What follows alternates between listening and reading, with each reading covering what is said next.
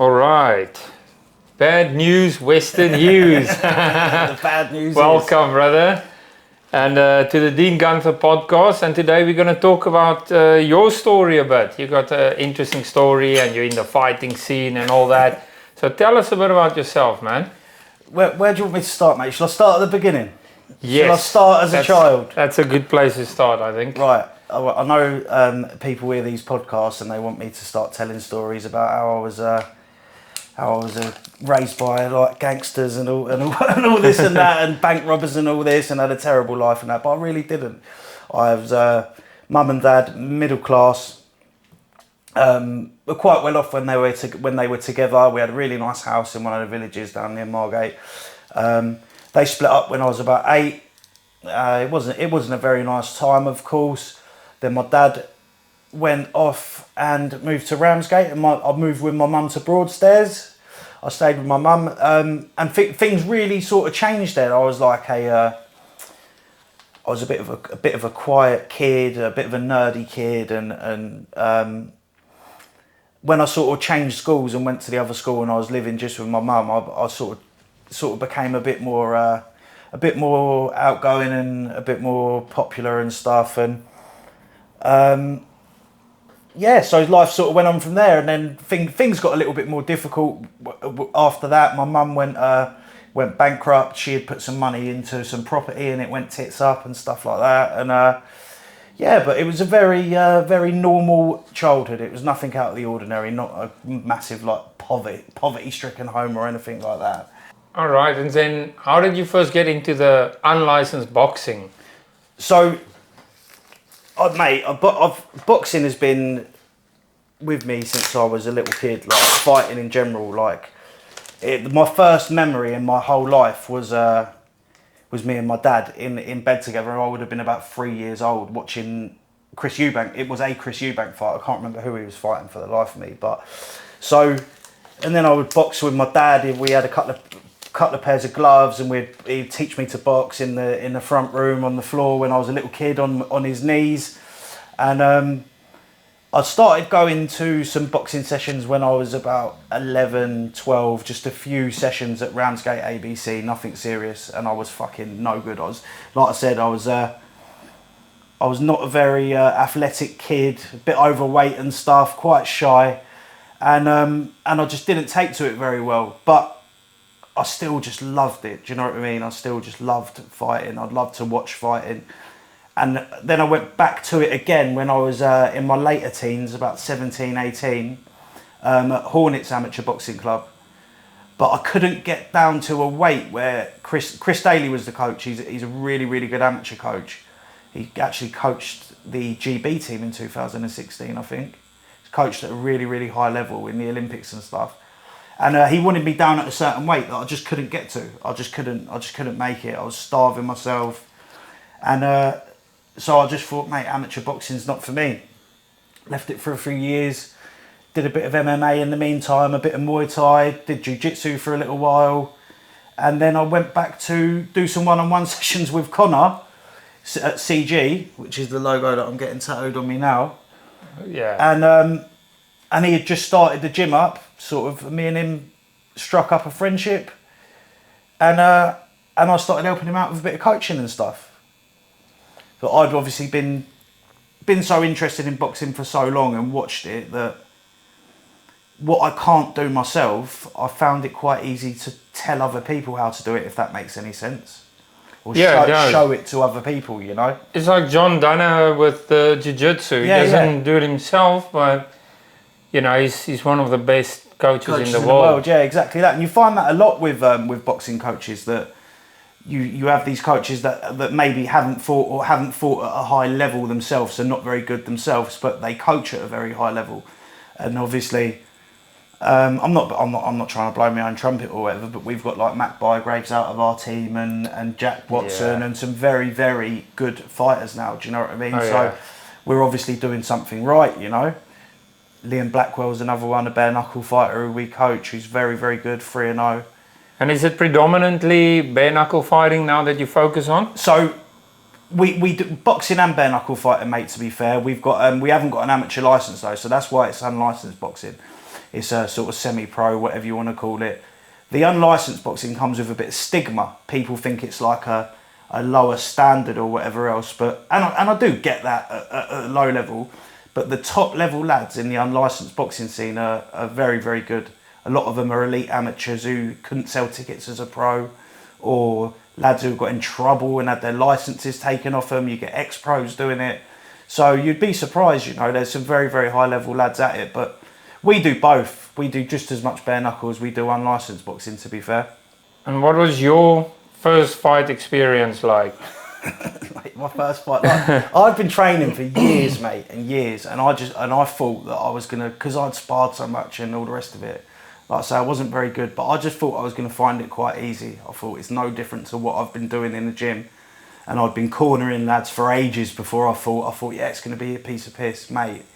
It was the most stressful, most horrible experience of my life. I won. But it was the worst excuse for boxing, mate, you've ever seen. It was like two pissheads fucking windmilling each other outside the pub. It was horrible, mate, honestly. But I got the win. Maybe just because I was the home fighter and I'd sold a load of tickets. I don't know. Win the decision. Yeah, I got the decision, mate. But yeah, it was not the best example of boxing. It's not something that I would like my fighters to watch and try and replicate, mate. Yeah, it was fucking. Well, horrible. it still takes guts to get in the ring, you know. Mate, do you know what? It was just so stressful. It was so stressful. I was so tense. The thing is, there's videos of me sparring on YouTube and stuff, and I move really nicely, and I'm quite slick, and I let my shots go nice, but I'm so relaxed when I'm in the gym. It's like my front room. I spend so much time there that I just don't get stressed out in the gym. But on the night with all the people watching, like I say, I sold quite a lot of tickets and stuff, and I was tired before I even got in the ring, just from stress. Oh yeah. So mate, it was a struggle to even get through the 3 rounds, mate. I can do 8 rounds in the gym, and like six rounds is a normal session, you know. On the night, mate, it's completely different. So then I had my second fight. I won my first fight. I got beat in my second fight. It was a show. Basically, my dad had a. Oh, mate, this is one story that goes into another story. So my dad was quite a big drinker. He was a bit of a pub man, and he was always out and about. Sometimes getting into fights even at the age of fucking 54 and stuff. And he got into an argument with some fella, got hit, fell over, and some witnesses have said the bloke stamped on him. Some witnesses have said he banged his head. There's a few conflicting stories. Anyway, he's paralysed now. He's from that incident. From that incident, yeah. He's more or less a vegetable. Oh, but wow. He's in a care home, on 24-hour care and this and that, and shit. It was a really hard few years, and we was doing a show basically, and it was my dad's show, like a charity show to raise money for my dad, and I was like the main event. And obviously, like I say, the stress of the first one, again, I'd sold loads of tickets, and it was like all about me, it felt, do you know what I mean? And being fight 14, and I was waiting all day, but I don't want to make excuses, because the lad who beat me was just so much better than me. But I was ill as well. I had a staph infection. Have you heard of it? Yes, I've had it. Skin infection. Mate, it was. I got it in the back of my head, obviously from sweating, and then I got a laceration or a scratch in the back of my head, and then I'm touching it with sweaty boxing gloves where I'm in a fight camp and spending hours in the gym. Obviously, not washing my hair every time I've started sweating and stuff like that. Where I was in the gym for 4 hours a day or whatever, training people and training myself, and it just started spreading, and it got bad towards the fight. And on the day of the fight, because we fought in my hometown, I went and done my medical in the morning at the show, went home and went back to bed. That's how I was feeling. And mate, I got the shit beat out of me, but I was ill. Maybe that contributed to why it was a bad performance, but I think he would have beaten me even if I was at 100%. He was just a lot more athletic. Yeah. Bigger, stronger, faster. So I'm not taking anything away from the lad. I like him a lot. He's a nice kid. But again, and the whole stress of it just got a bit too much. But I did give quite a good account of myself. It was a good fight. I got dropped and I got up and I still finished. So I showed a bit of heart and a bit of balls. I would have liked to win, obviously. I was really upset, but it's one of them. And I had a third fight, which I drew, was a lot better boxing performance. The lad I thought was very, very experienced, and it was. A lot of people said it was a good fight to watch. You know, it was a good boxing match. And then I had my fourth fight, and I rematched the guy that I drew with in the third fight, and I steamrolled him in a couple of rounds, mate. Just completely different approach. Felt really, really relaxed. Everything sort of clicked into place, and it was finally a performance to be proud of. Do you know what I mean? So that's great. But some bit, mate, I know I've heard of lads in the scene that have had 6-7 fights and lost every one of them, and then they just find their groove, and then they start performing. Do you know what I mean? So it takes time for some people. Some people never get it. Some people will have 2, lose them both, and never come back. You know. But like I say, I'm a lot better at coaching than I am at fighting myself. So what makes an unlicensed fight different from the mainstream boxing that we see, you know? Back in the day, or what people think of unlicensed fighting is in a fucking pub, or 2 blokes just like in a field or something with a couple of posts put up. But what they are more or less is they just haven't got a sanctioning body. That's basically what it is, and it's for lads who are maybe not good enough or not experienced enough to turn pro, or can't get the license for reasons of criminal records or whatever else, but want to fight still. You can go there and have your first fight like for a bit of a laugh with your mates, or you can go there as a very accomplished fighter or an amateur, and you get you get a bit of a pro feel to it now, mate. That's why we prefer to call it semi-pro, really, because the lads are still getting paid. It's not just like a punch up. You do get some very, very skilled fighters doing it, but you get like it's a good show. Your mates can go there and have a few beers while they're watching you, and you get your walkout music, and they have like professional refs, like Ian John Lewis refs the fights. You have professional judges and stuff like that. It's just not licensed by one of the sanctioning bodies, basically. That's why they call it unlicensed. Yeah. And what would you say is the biggest misunderstanding about it, that people think it's just... People think it's just two idiots, completely untrained, just throwing windmills with at no each other. skill, With no but skill. it's not... It's not that. Obviously, you do get that, but yeah, it's like if you want to go and watch like Quest Boxing League, or Quest Boxing League, which used to be Queensbury, or I'm trying to think of another one, CSL, or one of these. They have some really, really good fighters on there, like ex-pros, like I say, elite amateurs, high-level bare-knuckle fighters, who want to do boxing matches to stay sharp. You get all sorts on there, mate. So yeah, it's just that it's completely unskilled and untrained. That's the misconception with it, I'd say. Have you ever had a fight that changed you mentally or physically? I would say that second fight I had, really, it was not Your dad. Not in terms of like I had a long term like fucking damages from it or anything like that, but it I was concussed in that. I got dropped in the second round, and I was concussed in that fight. I can't really remember a lot of what happened after that. I can't remember what my corner team said to me. I can't really remember getting up off the floor. It's a very, very scary experience when you get up and you don't really know where you are, and someone comes back at you throwing punches. Do you know what I mean? You're like, it takes you a while to get your legs back under you, and I can see why a lot of people would just have said, no, I'm not doing it. But obviously, quitting isn't really in my makeup. Like I'm not trying to sound like an idiot or whatever, but some people are that type of person, and some people aren't. Do you know what I mean? Yeah. I'd rather lose and lose trying hard. Do you know what I mean? But yeah, so I didn't have a clue where I fucking was, and I've got someone coming at me, throwing punches at me, and there's loud screaming, shouting, and it really, really it sort of scared me for a while. I didn't want to get hit. I was sort of worried that every time I got hit, the same thing was gonna happen again, and it's almost like a bit of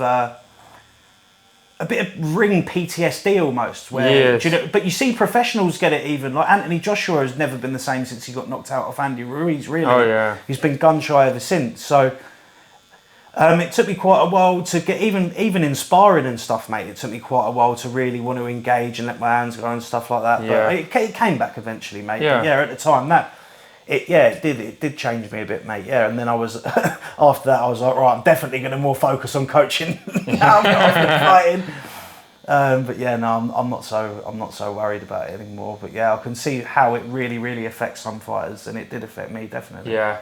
You know, with injuries, you see some lads. I know a guy had a detached retina, and that was just from constant sparring. Yeah. And then 10 days leading up to his fight, he went to the doctor. He was still going to training. Yeah. With 3 days with this blurry eye. He said top half was only black and bottom was blurry. Yeah. And his coach said at first, maybe you dehydrated, but then after 3 days, you know, with his fucked up eye, he, you know, went to go check it out, and he had to operate on it, and told him you can never box again, mate, because they can't do it. They can't attach it again. Yeah, of course. You lose your eye completely.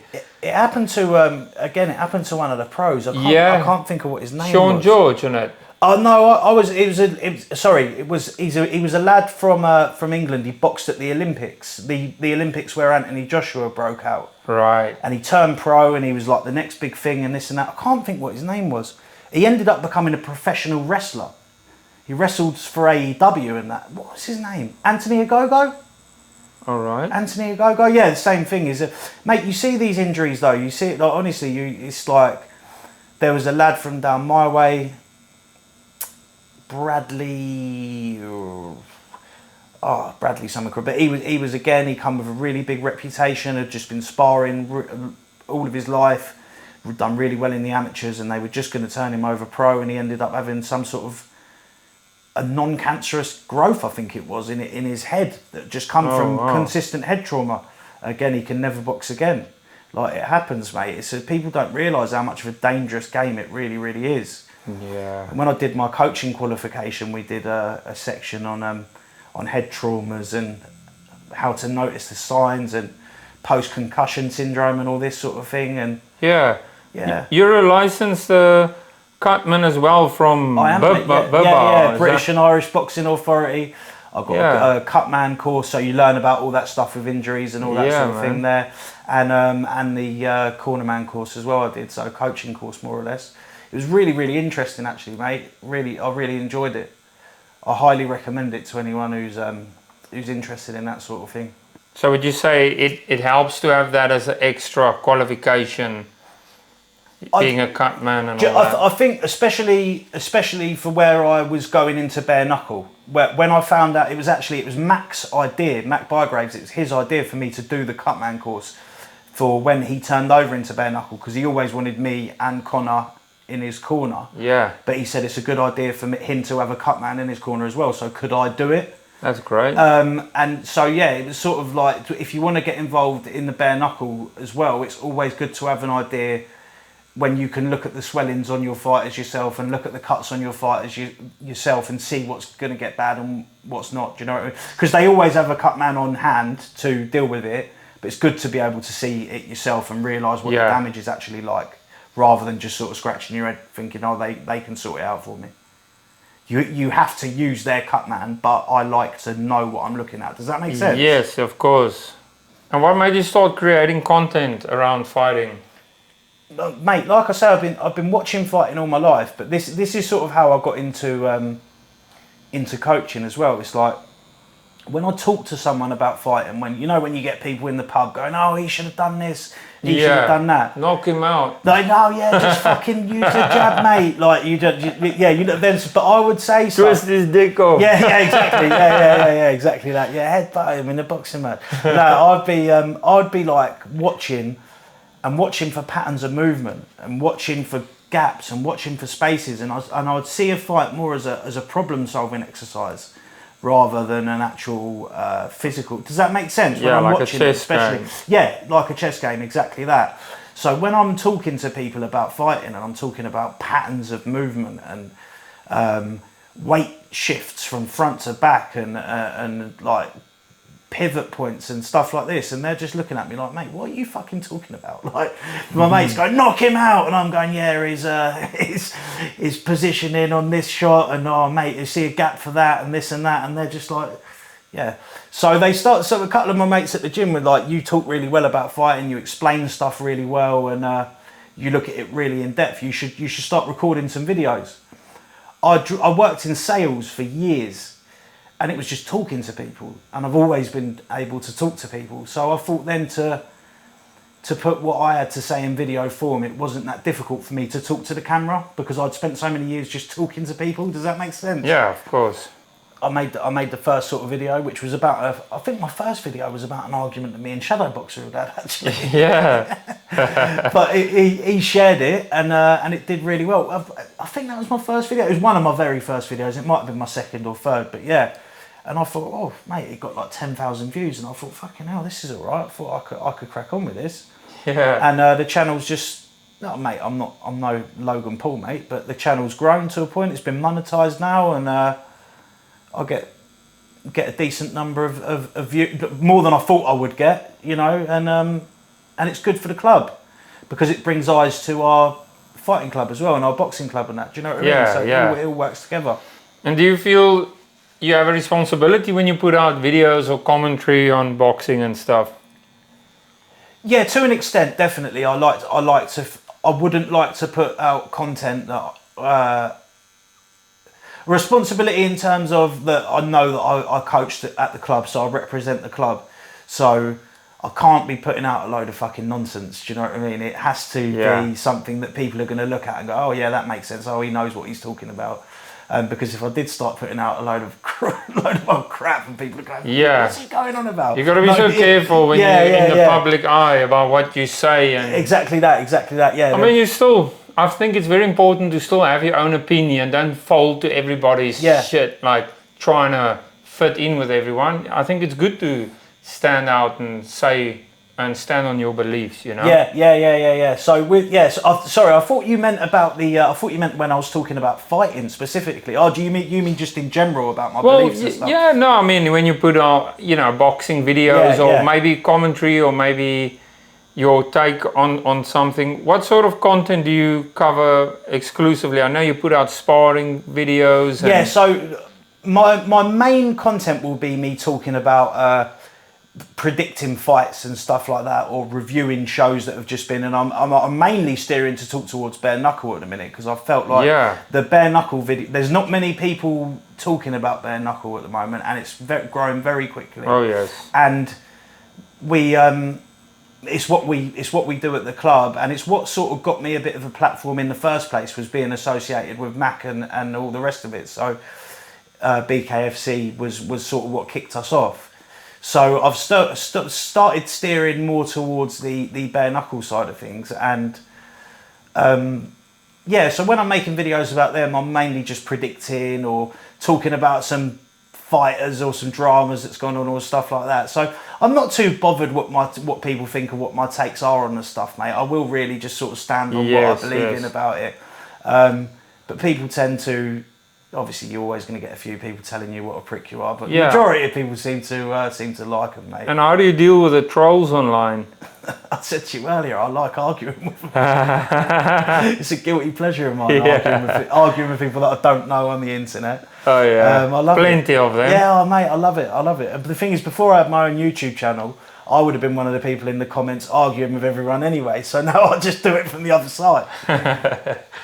So, mate, I've had people offer me for fights. I've had all sorts, mate. Honestly, people saying that they're going to come to the gym and this and that. And it's just like, mate. I'd love it if they tried though, mate, because it'd be a good bit of content, even if I did get beaten up, wouldn't it? Yeah, exactly. I mean, you've seen a few of them. Who's that other guy? Charlie Zelenoff, yeah. Fucking 200 and 0 losses. Oh, mate, what an absolute wally that fella is, yeah, it's good to see him get a few smacks. Oh, yeah, mate, he's always getting it. And the thing is, though, it's like he's made a huge platform off of that. He must get paid some serious money off those videos because they get like, I'm sure, 50 million views in that, don't they? Some of them, like the one where he's getting punched by Deontay Wilder and stuff like that. It's like, he must be loaded off of those stupid videos, you would have thought. Well, if he had the sense to have them like monetised in the right way and stuff. I wonder where is Deontay Wilder? I mean, don't really see him anymore. He got beat off Joseph Parker, didn't he? Yeah. Like, quite badly. And he got beat off Shile Zhang quite badly. And he just started smoking ayahuasca and all that, apparently. And, right. Just gone a bit spiritual and all Yeah, that he's gone a bit stuff. spiritual, hasn't got the nasty streak in him anymore. He's got Yeah. about 10 kids, isn't he? He's like Wow. a family man of the like highest degree. Yeah. Made his money, mate, made absolute millions, and if he's got out with his sense about him, fair play to him, mate. Yeah. You'd never want to see these fighters going on too long, and he had some very hard fights with Tyson Fury and took a lot of damage, so if he's managed to escape healthy with his money and his family, Yeah, then fair man. play to him. But last I heard, yeah, he was coming out in interviews saying he'd been smoking ayahuasca and all that sort of thing. So, And how do you stay motivated and driven day to day? mate, I haven't actually said this on YouTube before. I haven't said this in any of my videos or anything like that because I didn't want to be one of these corny people that's like, oh, my channel's about addiction. I know a lot of people do well off it, but I didn't want to be doing that. I am an addict, mate, like through and through. I've never been able to do anything and not become addicted to it. I've been addicted to more or less everything there is to be addicted to. And without the gym, without boxing, my mental health is just unbearable, and it's the only way that I can stay sober is by having the responsibility of helping the other lads out of the gym and having responsibility of keeping myself fit and healthy in the gym as well. It's the only way that I can stay away from being a fucking maniac. And it's funny you should say that, you know, how important the gym is for your mental health. And then in lockdown, they shut all the gyms down, Mate. but the McDonald's was open. If you want to eat some shit. Mate, the lockdown was, for me, it was when my mental health was Yeah, the worst many it's ever people. been in my whole life. I've got bipolar. I've been what's the word? Diagnosed with that off a psychiatrist, yeah, and had a second opinion on it. So it's not like one of these people that just says I've got anything. I wouldn't say it if it wasn't true. I'm on medication for it and stuff, but obviously when I start doing drugs, it exasperates it, makes it worse. And yeah, in the lockdown there was absolutely nothing to do, nothing was open, and all anyone did who I knew was sitting around fucking taking drugs because you couldn't go out anywhere. Yeah. And then I just spiraled out of control, mate, badly. Yeah. People were turning into alcoholics. Yeah, exactly that, mate. Yeah, you had my mum would have like bottles of gin in her room and stuff like that, and it's just like, mate, what the fuck's going on in this world? You know, like everyone's doing something. Mate, drug dealers must have made a fucking killing during the lockdown. Yeah. But everyone else had it hard by the sound of things. How did that affect your business? Was you not allowed to work at all? Yeah, mate. And we were the last people to kind of go back. Really? And that was absolutely bullshit because, you know, obviously we work in a clinical setup. Yeah, of course. And, you know, I usually sit with one client a day. Yeah.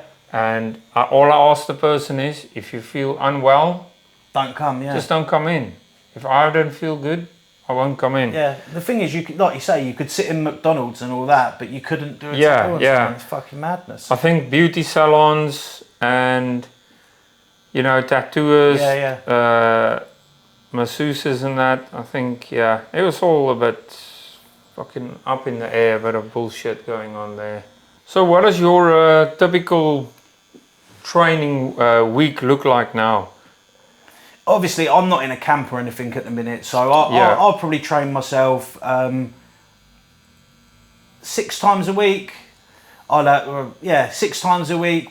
Some days I'll do like weights in the morning, and then I'll do a bit of technique in the afternoon, and then I'll rest the day after, and then I'll do. Do you know what I mean? I won't sort of kill myself. If I was in camp, it would be run in the morning, long run in the morning, and training in the afternoon, hard, or it would be weights in the morning, hard, and cardio, and then technique in the afternoon, and I'd train twice a day consistently with one day off if I had a fight camp. And that's what we expect when we've got our own lads in a fight camp, really, is to be really, really putting the work in. But for me, yeah, I train every day more or less, like I say, 6 days a week, but I take it a lot easier when I'm not in camp myself. Like I'm not too worried about what I'm eating and all that. I still try to eat healthy just to maintain health, but not like I'm not trying to lose weight, or if I fancy a slice of cake, I'll have a slice of cake. Do you know what I mean? Yes. Yes. Well, what's your take on the weight cutting? You know, I know there's a lot of mixed reviews about it and the UFC because some people they can't even stand up, you know, by the scales. Yeah, mate, it's dangerous. It's terrible. It's shocking, and there's no way that they're going to be able to stop it unless they start putting in hydration limits where they're testing you to see what your electrolyte level in your blood is and stuff like that when you're coming up for a professional fight, because people are always looking for an advantage, and if they can get a size advantage from the weight cut, they're going to take it. And then if one person's doing it, then someone else needs to do it because they want it to be even. Do you know what I mean? Yeah. So they need to stop everyone doing it by testing your electrolyte limits and your hydration limits in the build up to a fight. That's the only way they can stop it, really. But they can't. Yeah, there's no way they can stop it unless it gets completely banned. Do you know what I mean? Because they're not going to be able to. There's not just going to be one guy who's going to stand up and go, "I'm not doing it anymore," because he'll just get knocked out. Because everyone will be so much bigger than him. Do you know what I mean? Yeah, yeah. I know at jiu-jitsu matches you weigh in on the day, like maybe a couple of hours or so before. With jiu-jitsu though, I think steroids and that aren't banned in competition. No, it's not. So they're all on juice, so they're all weighing whatever they fucking want anyway. They were talking about making it Olympic sport or this or that, but everyone's on juice. They all want to take juice, don't they? They all like it. Yeah. So, and to make it fair, you probably have to make that nobody's on it. But I think everyone uses steroids in the sport, in all the sports, even riding bicycle. The thing is with it, it's like what they used to say about the old UFCs as well. It was like everyone was clearly juicing. But it's like, if everyone's doing it, then it's basically all right, isn't it? Yeah, it's either everyone does it or no one does it. Yeah. You can't have either. So obviously for fair sport and safety, they're going to say they don't want anyone doing it, aren't they? That's why jiu-jitsu will never be able to be an Olympic sport for that reason, because the Olympic Committee wouldn't allow it. But I think it's probably more exciting if everyone does it, because everyone's stronger and faster. And And do you think there's a lot of steroid use going on even with the fighters? In boxing, mate, yeah. I think there's a lot more than we hear about. That's what I'll say. I know you hear rumours of silent bans where someone will get done, but they will say they don't want it leaked, and the British Boxing Board of Control will not leak it. I might be wrong. These are rumours that you hear. Do you know what I mean? Yeah. But you'll get people that will not fight for 18 months with no reason for it. You think, why hasn't he fought for so long? Where's he been? And they'll just come back like these silent bans, and I think a lot more of it goes on than you hear about. I really, really do. Say like if you're fighting for a British title as a pro boxer, you're not going to get tested. You're probably not going to get tested. It's only the real high profile boxers that are getting tested. It's not like everyone in the sport is getting blanket tested. It's like Matchroom aren't going to pay for a fighter that earns 5 figures to do a USADA test, to join the USADA testing pool. It doesn't make sense. They're not earning enough money. There's not enough money in the fighters. It's only the guys that are earning 6 figures and up that are worth testing in that manner. Do you know what I mean? Yeah, of course. Because it costs so much to test them. The tests aren't free. The tests are thousands and thousands and thousands themselves. So it's like you're only going to start getting tested when you're in the top 10, really.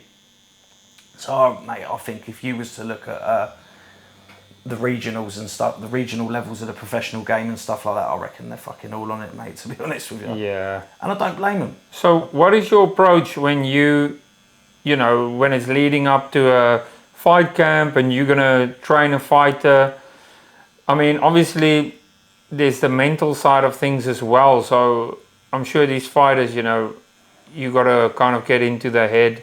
I would say that I think that the mental side of it and the stress reduction and the worry that every fighter gets, any fighter that tells you that they're not worried or they're not scared is lying. Yeah. You need it to an extent because it keeps you sharp, but when it gets too much, that's when it becomes an issue. I would say that if a fighter, if we've got them in a fight camp and they're following the training that we're supposed to do and they're doing their runs and all the rest of it, then they're going to be fit enough. Do you know what I mean? So that's not really a worry. Yeah. It's just getting their head in the right place, mate. Everyone's different, you know. It's all psychology. It's the same as sales, mate. The coaching, with the extent of every different sales, a different person. They need to be approached in a different way. Some people you can just tell them what they like. When I was doing, we used to sell door to door. We used to sell tea towels and cleaning products and that. Some people you could just tell them what they were buying. You literally get them and go, right, you want this, this, this, this, and this, and that's that. Some people you've really, really got to convince them. Do you know what I mean? So some people need your arm around them, tell them how great they are. Some people want you to scream and shout at them. Some people need you to tell them. Some people need you to ask them. You just got to know everyone. Everyone's different. Everyone wants a different approach. Do you know what I mean? Yes, yes. You can't approach every fighter the same way. Some people, if you start screaming and shouting at them, they're going to scream and shout back at you. And what's your approach when you teach somebody new to the sport? Mate, you've got to realise what their strong points are and what their weak points are. Because even someone that's never done it before, they're going to be better at things than others. So you've got to look at what they enjoy, because when they first start coming, they want to enjoy it as well. You want a hard session. You want them to. If they want to lose weight, you want to focus on fitness. You see what they're good at, what they're bad at, and then you do some focus sessions. Right, we need to work on this, and this is really good, you know. So, like I say, everyone's different, but you just try and work on what they take naturally to, try and perfect that, and then try and get them fit, mate. It's all about fitness, really, at the low level, to be honest with you. Yeah, and even if you're fit, once you're in there, mix that with a bit of nerves and that, and it just depletes you completely, doesn't it? It all goes out the window, mate. Honestly, the thing is, you can get, like I say, like I've been in and out of gyms for years when I come up to my first fight, and as soon as the bell goes, it all goes out the window, and everyone's the same. Mental. It doesn't matter what they learn or how much you teach them or how long they've been doing it for or how fit they are. It's when that bell goes and that fight or flight kicks in, it all goes out the window, mate. It really, really does. And it's trying to get people relaxed is what really, really counts. Trying to get them relaxed when they're in there, because you're putting someone in such an uncomfortable position. You're saying, right, go in there for 6 minutes, half naked, in front of 1,000 people, and you two are going to fight each other for no reason but to entertain everyone that's here in this crowd. Try and be comfortable in that situation. Do you know what I mean? It's like, yeah, it's madness, mate. It's like you try and listen to this instruction, stand this way, do this, move your head, move your feet. Now calm down. Now be relaxed. It's a very difficult way to be relaxed. And are there any standout fighters that's coming out of CG or Magpie Graves? Oh, mate, yeah, mate. Obviously, we've got Luke Fordyce, who's got a fight coming up. He's a pure boxer. He's boxed as an elite amateur, and he's boxing on a unlicensed show in London next month. We've got Jack Watson, who fights regularly. He's had about 70 fights, amateur and unlicensed, and he's very, very good, very skillful. We've got a lad who boxed for us who's just turned pro. He's signed with Frank Warren, but he's obviously training out of another gym up in South London now. Freddie Ketters, keep your eyes out on him. Liam Blackwell, bare knuckle fighter. Lewis Neuber, mate. Honestly, we've got so many. Jack Puma Planet. We've got loads and loads of good lads, mate. We've really, really got the market cornered down in our area, I think, to be honest with you. So you guys got some serious fighters there at your gym, eh? Mate, we've got like Mac boxed for England as a junior. Connor CG, who obviously is the head coach at the gym, he boxed for England as well. He's an ex-pro. We've got we've got Luke Fordyce. I think he boxed at a very, very high level as he boxed at a very high level as an amateur. Jack Watson back. Yeah, we've got loads, mate. Honestly. And where's your gym located? In Ramsgate, mate. Literally in Ramsgate High Street. Yeah. And is it open for, say, anybody watching this who's thinking of starting this? You can come in. If you've never done a day's training in your life, you can walk in off the street at any time of the day, and there will be someone there to welcome. Well, most of the time, there'll be someone there to welcome you. You can go in there and train by yourself. You can book a one-on-one session. or you can come to the group sessions. We've got group sessions in there 6 days a week. So there's something for everyone, mate. There really, really is. That's cool. Kids sessions. I don't work with kids. Oh, I fucking hate kids, mate. But Connor and that do the kids sessions. So, mate, to be fair, they really enjoy them. They love working with the kids and all that. But you couldn't pay me enough to work with a load of fucking 5-year-olds, mate. And also, mate, where do you see yourself in 5 years, in or out the ring? I'll tell you what, mate. Like, if just with things are going as they are in the gym, if we can bring a couple more lads out into the pro bare knuckle scene, and get a couple more lads in the BKFC, that would be fantastic. I'd love to do that. I'd like to get Mac winning a British title and potentially a world title. World title's a big ask, mate, but he is good enough. Honestly, he's got everything. The British title would be no problem for him. I'd put him out there to do it next week if they asked us. So yeah, a couple more lads at the top level of bare knuckle. We've got Brady Lee Harkett as well. He's just fighting for BKB. You know, obviously the other big organisation. He's just off the back of a win against Matthew Morton. I forgot all about him. He's another quality fighter, mate, who's got a lot of potential. So yeah, bring the lads on that we've got there on seat, get them further up the ranks. And for me, I just love I really, really enjoy creating content, mate. Honestly, I never thought I'd enjoy it as much as I do. So I'd like to get to a stage where that's obviously generating an income, of course. Like now that's an option and the monetisation's happened. I'm not going to turn it down, but if you can get paid just for doing what you like, then why would you not? And you see a lot of the content creators who talk about fighting are now getting employed by platforms, and they've got like content creators on TalkSport, content creators on DAZN and this and that. So I think the sky's the limit. As bare knuckles new and growing and fresh, BKFC, if you see this and you're looking for looking for anyone, you know where I am. There you go. And would you ever step into a licensed fight, you know, into the ring if the right fight came up? What, as a professional? No, mate, I'm nowhere near good enough for that, mate. Honestly, I know my limitations. Or any fight, maybe an unlicensed fight. So I'd fight again on the unlicensed scene, definitely. I'd fight a bare knuckle fight if the right bare knuckle fight came up for me, and I was in the right place, mate. I'm sparring really well. I'm feeling fit, even though I'm not at fight weight or really anywhere near it at the minute. I'm feeling fit. I'm feeling good. I'm training well, and I promised myself that when I was fully sober and clean, I would have a bare knuckle fight. So now I am, mate. I think it could happen in the future, definitely, 100%. And talking about the addiction, just to come back to that, I know you said it was everything. Does that include alcohol?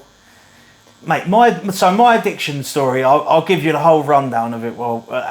Because it'll make a bit more sense. When I was about 11 or 12, I started drinking alcohol. We'd get someone to go in the shop, or we'd nick our mum and dad's fucking... I think the first time I ever drunk, I was about 11, and my mum had a bottle of gin in the conservatory, and I ended up necking half of it and making myself fucking sick. Do you know, one of them? So I started drinking very young anyway, because I was just like a street kid. I was always out in the park and out down the seafront. And so then I started smoking bud, like everyone else does, you know, smoking weed after school and before school and in the alley and in the Friday nights, Saturday nights, and then you start smoking every day, and then with it comes everything else, doesn't it? So we moved on to doing sort of MDMA and pills and sniffing coke. Apparently sniffing coke occasionally when we could afford it, and then we started doing speed. Now we call it base, and it's like a paste that you keep in the fridge. It's just amphetamines, but it was rife down my way when I was about 16, 17, and used to get a lot of people doing it because it was dirt cheap. You could get an eighth of it for about a tenner. So is that meth? So meth is like the crystallised form of it. You don't smoke it or anything. It's a powder or a paste. Okay. But it's the base particle what they make the meth out of. So it's not quite as strong and damaging, but it's still very bad for you. Obviously, it's still fucking terrible, but it's not quite as, I think, speed's a class B and meth's a class, crystal meth's a class A, I think. So I did that for fucking years, mate, honestly, for about 3 years when I was like 17, 18, 19. I ended up having a really, really bad psychotic episode because we were staying awake for days on days on end. It sort of creeps in. It starts off, you think someone's talking about you when they're not. You think you can hear something outside when you can't, and it progressively gets worse and worse and worse. And the last one was seeing things, hearing things, and even after I had slept, I still was convinced that sort of things were going on and people were out to get me. And it took me a good couple of months to sort of fully return back to normal. I really, really scared myself. So I went sober after that. I'd already stopped drinking. I stopped drinking when I was about 18 because every time I drank I got arrested, mate, and I was just going to get sent to prison for something ridiculous. It was like I was always out fighting, but by this point I was just a feeble drug addict, mate. I was aggressive when I was drunk and stuff, but it wasn't like I was out beating people up. I was fucking getting beaten up every weekend because I was so weak in that from all the drugs that I was doing. Where was it? Oh yeah, so I had really, really bad psychotic episode, and I went sober. But to me, sober, I was still doing Valium and stuff like that because I thought, this is medicine. When I was growing up, my mum not that she was giving me like bad tablets and stuff when I was a kid, but there was a tablet to cure everything. If you couldn't sleep, she'd give you a tablet. If you had a headache, she'd give you a tablet. If you had a cold, she'd give you a tablet. She was always taking tablets. Go to the doctors, get tablets, like that'll make you better. Do you know what I mean? It was like, so I was still doing Valium and stuff, and I just ended up, they were really destructive for me, mate. I just ended up going on a really, really bad path doing them. And then I stepped on to doing opioids. Obviously not heroin, but hillbilly heroin, they call it, like tramadols, oxycodone, morphine, whatever I could get my hands on. Oxycodones are the strongest one, but I was functional while I was doing them. I could still train, and my home life was stable, and no one knew that I was on drugs almost. So I started taking them, like I said to you before we did this, and I said, this is brilliant. I'm stable, my mental health's stable, I feel good, I'm happy. I'm just going to do this forever. Like, I'm going to take these for the rest of my life. But 1 becomes 2, 2 becomes 5, 5 becomes 10. And mate, honestly, I was doing, some days I would have done what is a month's supply for someone in a day at points, and they're quite expensive, the oxycodone tablets. They're very hard to get hold of. I would be driving down to Brighton late at night, 2s, 3s in the morning when I had to do the school run the next day to get fucking tablets and stuff like that, because if I was running out, and it just consumed my life. Like during the day I was like a normal functioning person, and then in the evening I was like, just everything revolved around these tablets, getting these tablets. And my wife just turned around to me and said, look, this can't go on. Like, how long do you expect this to go on for? You're going to end up killing yourself, or you can't keep taking this amount of tablets. So some days I was taking 50 tablets a day. Jeez. You start off taking 1. Like, I went to the doctors and I told him the amount I was taking, and he just sort of laughed at me and said, you're lying, basically. He said, if you're taking that many, you need to go to A&E. Like, all sarcastic and that. I said, mate, I'm not lying. I'm not bragging about it. I'm trying to get help. Like, I need to get put through to the Forward Trust or something. And told him about how bad my mental health was at the time and this and that, and he just fobbed me off. I ended up getting banned from the doctor. Do you know, I walked out. I didn't say anything. I walked out. And then after I walked out, the doctor rung me back after I'd left, and he went, and he started trying to talk to me, and I went, mate, you've just, like, fuck off. You've just fobbed me off. We've got nothing to talk about here. You're not helping me at all. I'll go elsewhere. Fuck off. And hung up on him. And I got banned from my doctors for being abusive to him, basically. Wow. I've gone there with an issue, tried to get help. He's basically laughed me out of the room, saying, you're lying. And when I've got when he's rung me 10 minutes later and I've just gone, mate, fuck off, leave me alone, he's banned me from my local doctors. No, that's not professional at all. Mate, it was unbelievable. It was honestly, it was unbelievable. But I ended up getting the help from the Forward Trust that I needed, and I got well, touch wood, I'm clean off everything now, and I've got no intentions of going back on them, mate. Well done, mate.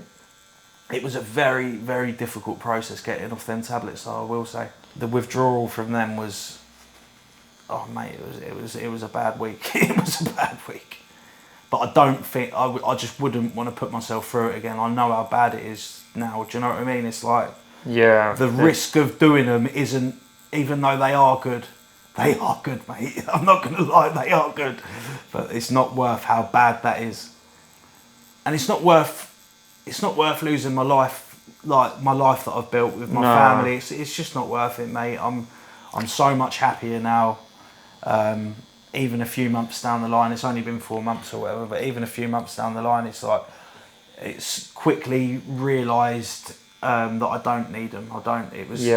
The addiction side of my brain tricked me into thinking that I need them. Do you know what I mean? Yeah, and then do you avoid pills now, tablets at all costs? So if you have a headache or pain? I still take my medication that I'm prescribed for my bipolar. But if I've got a cold, I might have a couple of paracetamol, mate. But I won't take any opioids ever again. I don't think I'd take another Valium again, mate. I really don't. I just like them too much, Dean. That's the thing.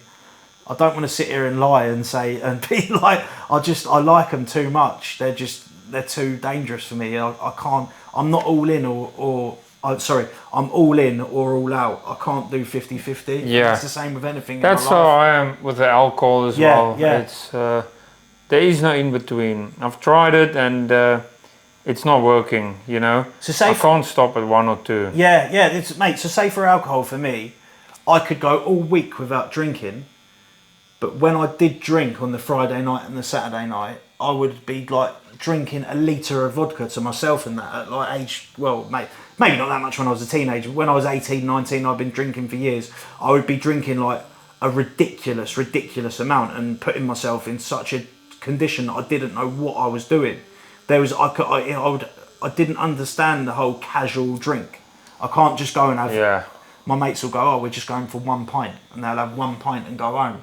It's just like, mate, I would never do that. I want to be absolutely plastered, or I'd rather have a fucking iron brew. I just don't understand the whole, like the same with drugs, mate. Like I'm either an addict or I'm not doing them because I can't do them by halves. Have you seen these underground fights? These King of the Streets and all that. Yeah, mate. Yeah, they're really. I do like watching them. Oh, mate, they're brilliant. They're really popular. They're brutal. Don't get me wrong. They're absolutely brutal. As hell. I'll tell you, they have some very, very good fighters in there, King of the Streets and all that sort of thing. Some BKFC, they've got some guys from UFC coming over. Yeah, mate. You do see it. Yeah, Robbie Brown's fought on oh yes. Joseph Hapgood, you had him in here, didn't he? Yes, he does them, didn't he? Yeah. He was supposed to fight Mac a couple of years ago. Oh, really? He had Joe had some issues with his heart or something like that. He had to stop fighting for a while. But yeah, that nearly got arranged on the BKFC. Yeah, man. He loves a good old punch up. I like Joe. I've spoken to him. I've never met him. I've spoken to him a few times on Instagram and stuff. But he comes across like a really nice fella, actually. But he loves a scrap, doesn't he? He's a tough lad. From them Welsh valleys, mate. They're built different to everyone else, mate. I think he would also like to be more active than what he currently is. He's got a few health things going on. He's put it on social media. That's what happened with the fight with Macaulay. He had some issues with his heart or something like that. Yeah. I never really caught what the full issue was, but he was in hospital and stuff. He Who was that? Saying, Joe. He was supposed to fight Mac Attack. Yeah. He had an issue with his heart or something like that at the time. He was in hospital and stuff, so that's why the fight got called off. Yeah. I'd like to. But he's still fucking coming back, kind of thing. You know what I mean? He's not just giving up. When did he fight on King of the Streets last? It was a couple of months ago now. Yeah, it was a couple of months ago. How did he get on? I forget that fight. Did he win? He won his fight. Yeah. It's a good fight as well. Mate, he's a fucking maniac, and he needs to be careful. He'll end up like Bash, mate, if he keeps doing all them rules fights all the time. Yeah, where is he in the world? Bash, wasn't he? Bash, mate, I really, really, really hope he's retired from fighting, mate. That's what I hope. I don't know, but I hope he's retired because I've got a lot of respect for Bash, and I love all the stuff that he's done. He's put underground fighting on the map, really. Yeah. He's got a big following. But he's so past his sell-by date, mate, and he's just going to end up putting himself in a really bad position sooner or later. He's been knocked out so many times. He's a bad alcoholic. He's just, yeah. I think it's hard for somebody to stop if they love something. Yeah, you know? of course. And I think, although he probably makes a bit of money off social media, he knows that he's going to make more money off social media if he's fighting. Do you know what I mean? So it's like he's he's putting himself in these situations against these young, fit, strong lads. Well, really and truly, anyone who fights him these days is a bit of a scumbag, I'd say, because it's like he shouldn't be fighting anymore. Do you know what I mean? It's like anyone can see that. If you're willing to be the person to fight him when he's in the condition he is at the age he is, you're worse than him almost. He's got kids and everything. You shouldn't also not fight. You know, it's because if you're going to put yourself out there, you're going to have people challenge you. So of course. Can't really blame him for wanting to fight someone with a big name. Yeah, no, I do understand it. I do understand. You know, it, if that person is up for it as well. So how would you say the boxing community treats unlicensed fighters? I think the professional boxing community see the unlicensed scene as a bit of a joke, almost like a bit of a not quite like not like misfits, like they hate misfits. Don't they? I quite like misfits, to be fair, but not that bad. But they just see it as being a much lower quality, and which it is. You know, like it is. It's lower than your British level fights and stuff like that. They don't go through all them serious testing. Yeah, of course. But what all my argument would be, it's like there's grassroots in any sport. There's Sunday league football, there's Saturday league football at a low level, and you get some very, very good players doing that in other sports. So why can't they be that for boxing as well? And I think they should embrace it, because there's lads that go, mate, you've got like Fabio Wardley. He came from the unlicensed scene. There's some Anthony Yard. There's some very good fighters that have come out of that are now competing at a high level in the world. So it shouldn't be as frowned upon as it is, I don't think, or as shunned as it is almost. When you've got boxers that are going from the pros into go and box on misfits and stuff like that, it's like, well, if they're all right with that, then why can't you take boxers from our scene to go the other way?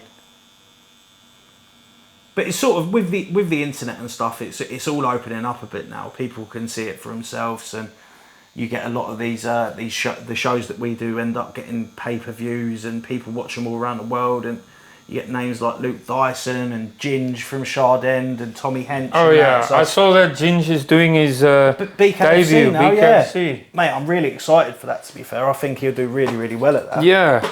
I made a video about that yesterday. I mean, BKFC, what's your take on when Conor got involved with it?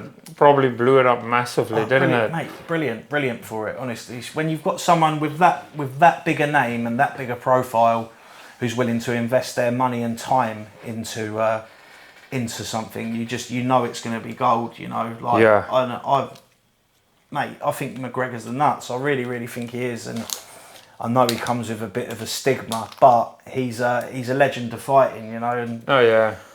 And if you could change one thing about the boxing scene, what would that be? Mate, that's a tough question. That's a very, very tough question. I don't actually know, mate, to be fair. What I would have said is the opportunities for lads coming out of like my own area. Like, we've got some very, very high quality fighters that just don't get a look in because they haven't been at like Repton or Islington or one of these elite amateur gyms. I would say I would like there to be more opportunities for lads that don't come through the reputable gyms all the time, you know? Yeah. They're sort of like the top amateurs come out of Repton or Islington or a couple of the gyms in Sheffield or Liverpool, and they're the only lads that are ever considered for the elite spots for TGB and stuff like that. It can get quite cliquey. Yeah, almost like Harvard University. Yeah, similar sort of thing, mate. Yeah, definitely it is. It's a similar sort of thing. So it's very, very difficult for lads outside of the central London areas and, like I say, Sheffield, Bradford, Liverpool, Manchester, to get noticed. So it'd be nice if it was a bit more of an even playing field for everyone, because there's skilled fighters everywhere in the country that just will never ever get a sniff, and then they become disillusioned with it, and then they start doing other things, and then there's like people not living up to their potential. Boxing's a sport where obviously you have a certain level of natural ability. Everyone does. Some people have no natural ability to it, or very little, such as myself. Physical ability wise, I have not got anything that you need, but I've got myself to a level where, especially in the gym and stuff, I can have decent rounds with most people, competitive, all through hard work. Hard work will beat talent if the talent's not working. That's the saying, isn't it? Hard work will beat talent down the line, down the stretch. So you can be taught from nothing. You can have no natural ability at all and become a very, very decent fighter. If you are willing to put the work in yourself and willing to apply yourself to it. But if there's no pot of gold at the end of the rainbow, then why is someone going to apply himself to it? Do you know what I mean? If you know you're doing all of this with no reward, then they're just going to go, I'm just not going to do it. So where you're from, these lads that are outside of the sort of bracket of where they're going to take the Olympians from, or whatever else, or where Frank Warren or Eddie Hearn or these big promoters will look, why are the lads who are very, very good in those areas going to apply themselves? They're just not, are they? Yeah. The fight with Eubank and Ben, right? Beautiful fight, mate. Unbelievable. It was amazing. I mean, the amount of shots they threw in there as well. And I mean, crazy, mate. That's like one of the best fights British boxing ever. Because that was beyond just winning. That was the whole family thing, name and all that. Like I say, history. Said about my dad, what happened to my dad. One of my first memories is watching Eubank Senior with my dad. My first ever memory, and obviously, we've watched them together. We watched Eubank Senior, father and son. Then we started watching Eubank Junior, and it's like almost had like a vicarious father-son relationship watching them through them two. And then to see them both come out like that, mate, I burst into tears, mate, when they walked out together. Honestly, for that walkout, it was something special. People were saying, they were calling their dads and all sorts. Yeah, mate. After that. I can imagine, mate. Yeah. That they haven't spoken to for years or months. That's what I mean. I can imagine it, because when I see him walk out together, I just thought, what a beautiful, beautiful moment for Chris Junior. I bet he was so happy. I'm welling up thinking about it now, mate. What an emotional moment. The thing is, it's stuff like that's what's so beautiful. That's what's so beautiful about fighting. Do you know what I mean? It's like cinema. It's like you couldn't write it. Do you know what I mean? It's like a soap opera. It's like there's drama, there's tragedy, there's comedy, there's like all these different aspects to it, and it can be for anyone. It's not just for your 18 to 35 year old or 18 to 40 year old man who wants to watch two blokes beat each other up. There's like moments like that. It's for anyone. Do you know what I mean? Yeah.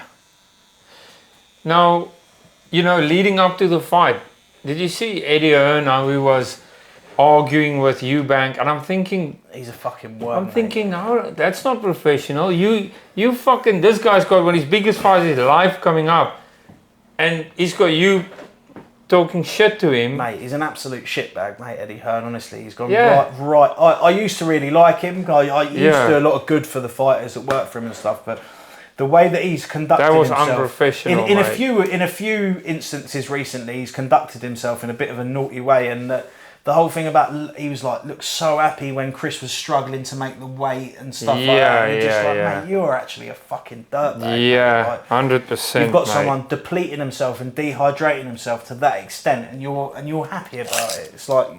He was openly showing his dislike in Yeah, Eubank. yeah. And he's totally unprofessional. I thought that's really, really unprofessional. It is, but it was like he was happy that Eubank was in such a dangerous and disadvantaged position with the weights and Stupid, stuff to like say that the as well, least. mate. Yeah, it weren't on at all.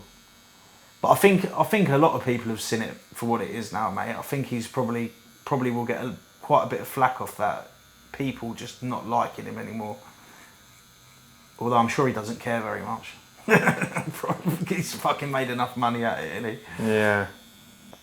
Are there any advice you can give young, upcoming boxers who wants to get in it for the wrong reasons? The wrong reasons. Yeah. You know, young guys who want to get into boxing for the wrong reasons, you know, to be hard or whatever. Yeah, so what you've got to think about is that boxing is a sport. Boxing is it's a noble art form. Do you know what I mean? It's supposed to be a gentleman's sport. You're supposed to shake hands, and if you're gonna go in with that sort of mentality, oh, I just want to be hard, I just want to beat people up and this and that, you're gonna you're gonna get shown up, because you're gonna go in the gym with a certain type of attitude, and someone's gonna pick up on it, and you're gonna be humbled very, very quickly. You should go into to a gym as a new starter, and you should listen to what you're told, and treat everyone with respect, and treat it as a respect sport, and it will treat you well. Do you know what I mean? Yeah, leave the ego at the door. 100%, mate. 100%. You get it too much. Because you will be humbled. You get it too much in too many gyms, where people go in with intentions of trying to hurt people when you're training and stuff like that, and it's just not wanted, and not needed, not wanted and not needed. And you've always got the lads who have been in there. If you try loading up and try hurting some novice in the gym who they like, they will then go, "Oh, I'll do a round with you, mate," and you'll get one, and you'll get it back. Do you know what I mean? So, and then they'll never see you coming back again. Exactly that, and it does happen. You get these boys coming in and they never come back, time and time again. It can be a great place if you treat it right. Isn't Yeah, it? 100%, mate. We've got such a good group at our gym now. I've named all these fighters who have had like probably hundreds and hundreds of fights between them, but not individually, but between them. And we've got like novices who have never boxed before, and we're all like a proper close group of mates. Do you know what I mean? We all have a right laugh together. We're all there for each other. Any issues, any grievances, come down the gym.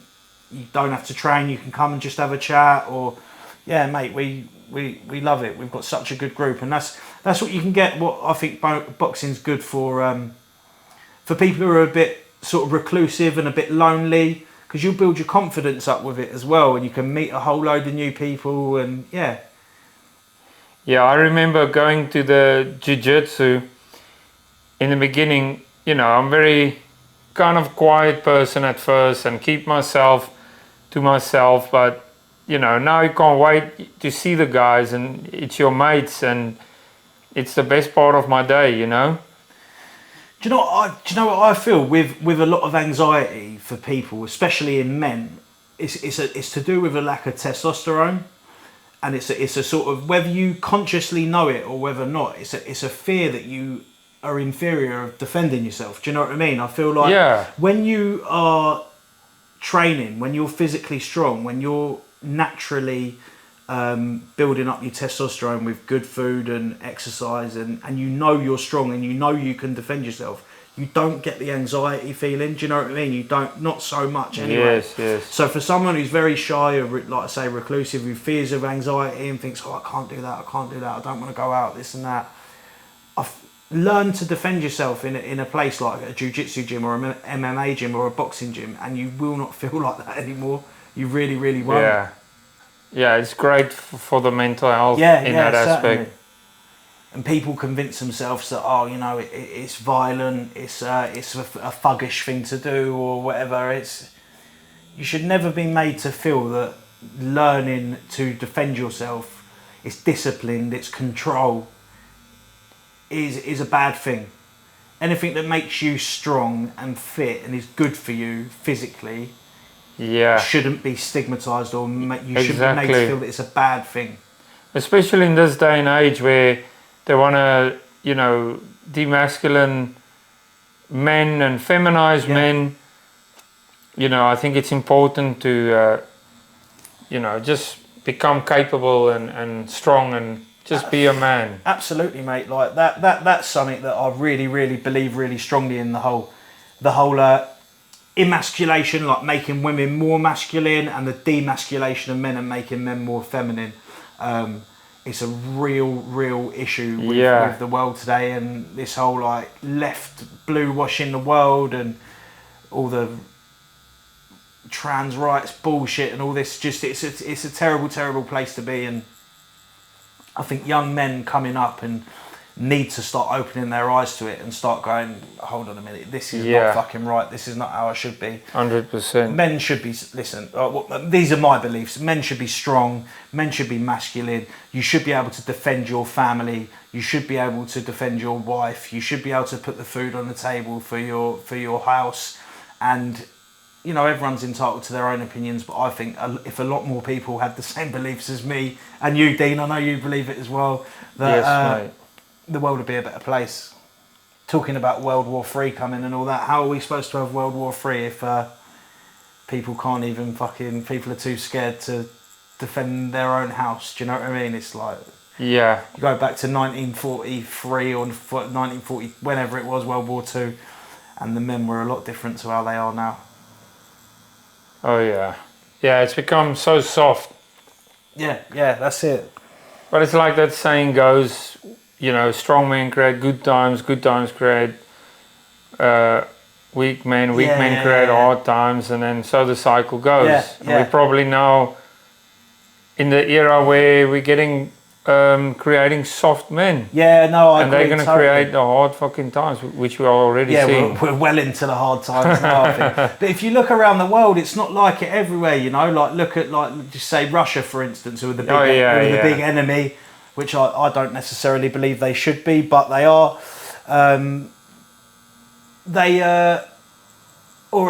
Just the wars, Russia-Ukraine. If you look at the men in Russia and you look at the men in Ukraine, they're not weak men. Neither of them, neither side. Yeah. They are very strong, very big, very masculine. So it's not everywhere in the world, It's just in the West. It's just in the West. Yeah. I've heard also, if you look on TikTok and this shit, they're showing the Western world all these stupid little dances and things on TikTok. Oh, mate. But in China, they show them educational stuff on there. And, Yeah. they're just feeding us all this bullshit. The thing, everyone's different, and not every bloke is going to be a fighter. Not every bloke wants to be a fighter. Not every bloke wants to be big and strong or a bodybuilder or anything, and that's fine. Everyone's different, but you can be powerful in your own way. Do you know what I mean? You can be intelligent. You can, like, if you want to study hard, if you want to make a difference, or if you just, whatever field you want to excel in it. But just don't buy into all this all the shit that you're fed, like, that we've just spoken about. All this, like, you can be masculine by looking after your family and putting the food on your table a different way. Do you know what I mean? Not everyone's going to be a fighter, but yeah, just do it the right way. Learning the basics of self-defense it doesn't mean that you have to be aiming to be a world champion. You don't have to, but just do things the right way. Look after your health, look after your family. But yeah, no, the whole thing with the Chinese TikTok in comparison to the Western TikTok, it just shows the difference in culture, doesn't it? But it won't change. It will never. I don't think it will change now. I think that's how it is, and it's a sad fact, but it is how things are things are getting worse. Do you know what I mean? They're not getting better. Yeah. Yeah, we'll have to see what's going to happen in this crazy world, eh? We're living in some really, really crazy times now. I think it's a terrible thought, but I think it all the time. The whole the World War III or the big reset or a big natural disaster that will sort of put things back or halt things. I think probably would be quite a good thing at times. Yeah. I really, really do. And now they want to block the sun. You know, what genius is fucking thinking of that? The UK... Have you read about it? Mate, I said to my wife about this and she thought I was just being a fucking conspiracy theorist. Yeah. I mean, it's true. They're fucking doing it, yeah. Putting these chemicals into the ozone layer to block the sun. Mate. As, you know, the UK is already getting too little sun. How does anyone in the world think that's a good idea? Yeah, exactly. You know, the sun that gives life to everything. Let's fucking block it out.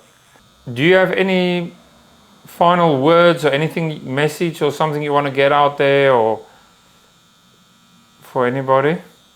I just thanks to everyone who's been supporting us, like supporting the gym, with watching my content or with checking out the Instagrams and stuff like that. And thanks to everyone paying to watch the shows, or we all really appreciate it. And we're just going to keep on trying to do good things and I'll keep trying to put out good content. And what's your YouTube name? It's Bad News Weston Hughes. There we go. Nice. Simple as that. Same as my Easy Instagram. to remember. And the gym is CG Fight Club. We're CG Fight Club on Instagram and on YouTube as well. We do our own shows once every couple of months. Like I say, we've got lads on BKFC, BKB, and other unlicensed shows all over the country. So just thanks for watching. Thanks for being part of it, everyone. And yeah, keep locked. Thank you. Thank you for having me, mate. Yeah, thank you, brother. It was a real pleasure to have you on the show. Thanks a lot, mate. Man. Till next time, bro. All right, man. Almost.